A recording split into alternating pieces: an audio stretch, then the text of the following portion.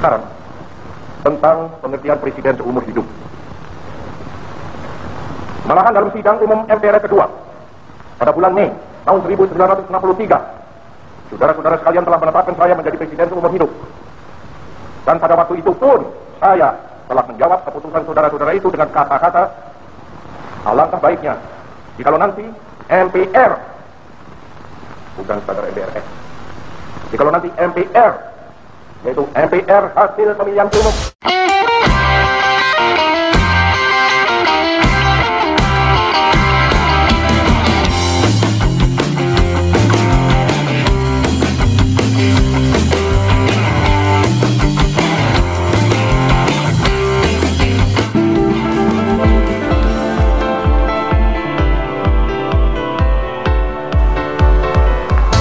Assalamualaikum warahmatullahi wabarakatuh.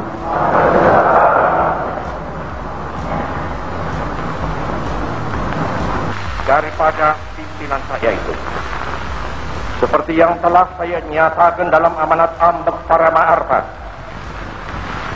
dan saudara-saudara telah membenarkan amanat itu, terbukti dengan ketetapan MPRS nomor 4963 yang menjadikan Resupim dan ambek para ma'arifat masing-masing sebagai pedoman pelaksanaan garis-garis besar haluan negara dan sebagai landasan kerja dalam melaksanakan konsepsi pembangunan seperti terkandung dalam ketetapan MPRS nomor 1 dan 2 tahun 1960. Sekarang, tentang pengertian presiden seumur hidup.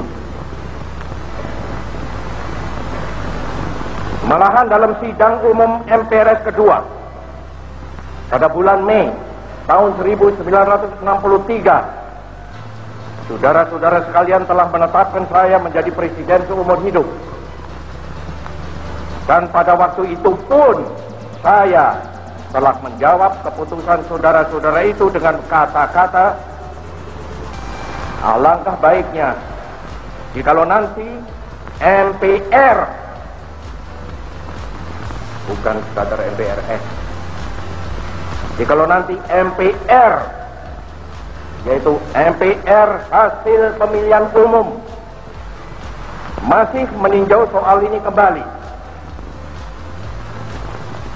Dan sekarang ini pun saya masih tetap berpendapat demikian. Sekarang tentang wewenang MPR dan MPRS. Tidak lain harapan saya ialah hendaknya MPRS dalam rangka pemurnian pelaksanaan Undang-Undang Dasar 45 itu menyadari apa tugas dan fungsinya, juga dalam hubungan persamaan dan perbedaannya dengan MPR hasil pemilihan umum nanti. Wewenang MPR selaku pelaksanaan kedaulatan rakyat adalah menetapkan Undang-Undang Dasar dan garis-garis besar daripada haluan negara, yaitu pasal 3 Undang-Undang Dasar, serta memilih presiden dan wakil presiden, pasal 6 Undang-Undang Dasar ayat 2. Undang-undang dasar serta garis-garis besar haluan negara telah kita tentukan bersama, yaitu Undang-Undang Dasar Proklamasi 45 dan Manifold Uzbek. Sekarang hal kedudukan presiden dan wakil presiden. Undang-Undang Dasar 45 itu menyebut pemilihan jabatan presiden dan wakil presiden, masa jabatannya, serta isi sumpahnya dalam satu nafas yang tegas bertujuan agar terjamin kesatuan pandangan, kesatuan pendapat, kesatuan pikiran, kesatuan tindak antara presiden dan wakil presiden yang membantu presiden, yaitu pasal 4 ayat 2 Undang-Undang Dasar. Dalam pada itu presiden memegang dan menjalankan tugas, wewenang dan kekuasaan negara serta pemerintahan. Saya ulangi, dalam pada itu presiden memegang dan menjalankan tugas, wewenang dan kekuasaan negara serta pemerintahan. Pasal 4, pasal 5, pasal 10, 14, pasal 12, 13, 14, 15, 16, 17 ayat 2. Saya kepada MPR. Izinkanlah saya sekarang mengucapkan beberapa patah kata pribadi kepada saudara-saudara, terutama sekali mengenai pribadi saya.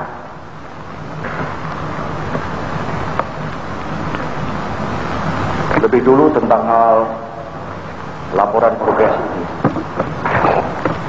Laporan progres itu saya simpulkan dalam 9 pasal 9 golongan 9 tun. Maka oleh karena itu saya ingin memberi judul kepada amanat saya tadi. Panca adalah 5. Nah, ini 9 pokok ini saya namakan apa? 9 di dalam bahasa Sanskrit adalah nawa.